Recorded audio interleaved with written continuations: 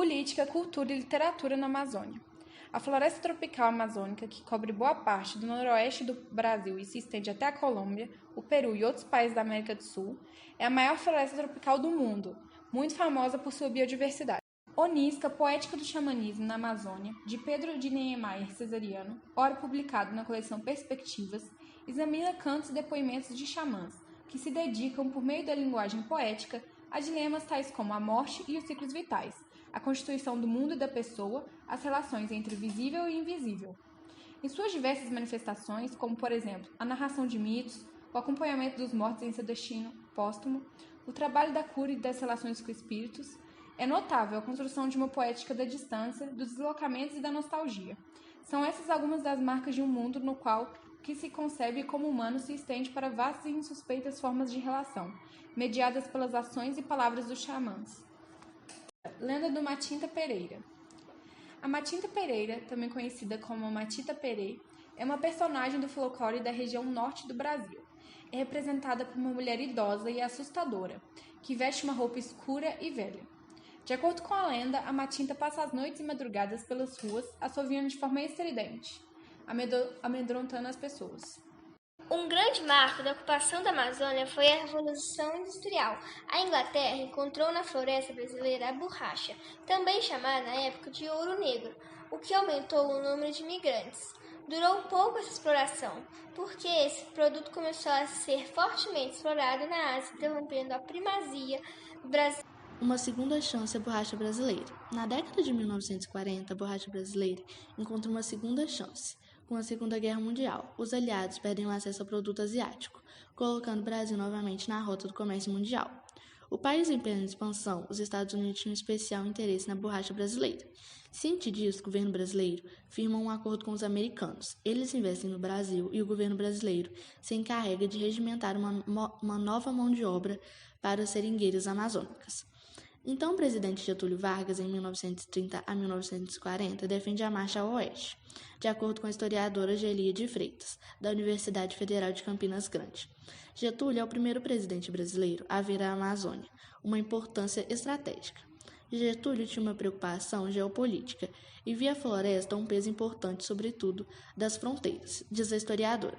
O esforço do governo para tirar trabalhadores da floresta surte efeitos nos principais capitais do país, especialmente no Nordeste. São instalados pontos de recrutamento. O suíço Jean-Pierre Cropos é contratado para criar uma campanha chamada Brasileiros à Amazônia, que há a ser conhecida como Novo Eldorado.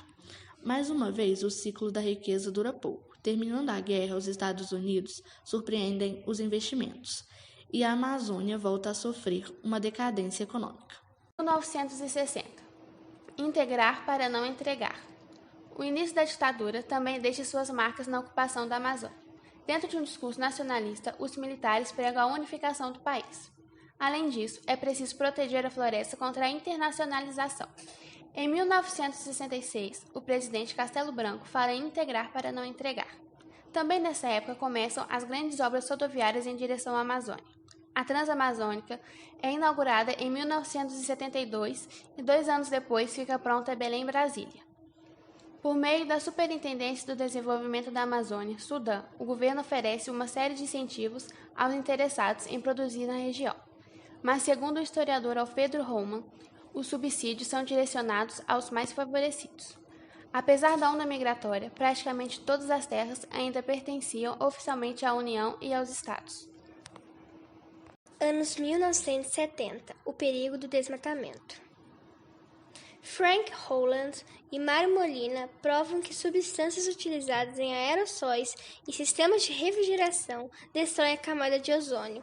O assunto ganha repercussão internacional e os desmatamentos nas florestas também passam a ser questionados, o que influenciou diretamente a Amazônia. No começo, pensei que eu estivesse lutando para salvar seringueiras. Depois, pensei que estava lutando para salvar a floresta amazônica. Agora, percebo que estou lutando pela humanidade. Chico Mendes. Filho de seringueiro, Francisco Alves Mendes Filho nasceu em Chapuri, interior do Acre, em 1944. Desde pequeno, trabalhou na floresta e foi alfabetizado apenas com 19 anos.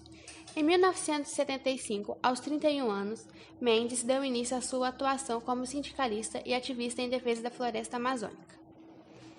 Ele criou o Sindicato dos Trabalhadores Rurais de Chapuri, ajudou a fundar o PT na região e foi o organizador da União dos Povos da Floresta, aliança entre indígenas, seringueiros, castanheiros, pequenos pescadores e populações ribeirinhas que poderiam ser ameaçadas pelo desmatamento na região. A sua militância deixava os fazendeiros incomodados.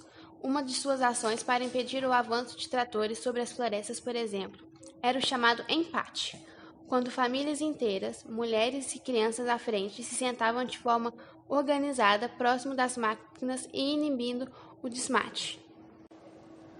O assassinato do líder sindical Chico Mendes, em 1988, é considerado um divisor de águas na história da Amazônia.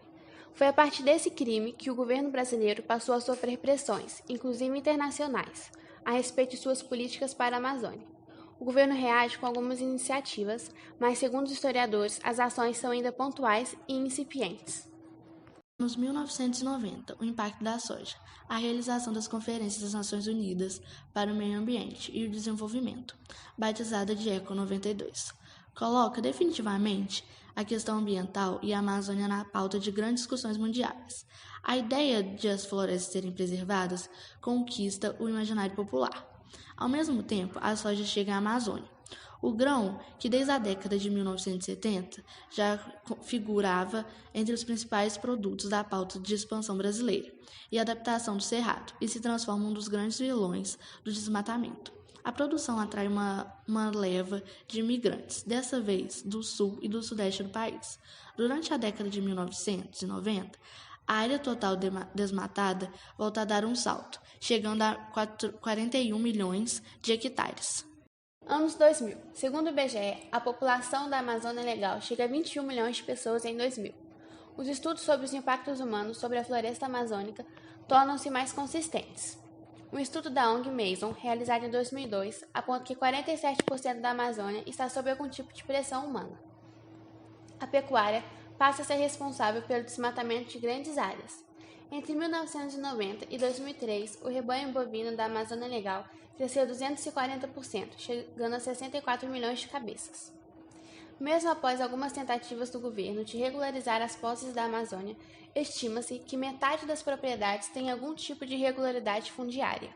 De 2003 a 2009, o governo abriu mão de 81 milhões de hectares de terras federais que foram utilizadas para assentamentos de reforma agrária, preservação ambiental ou projetos indígenas.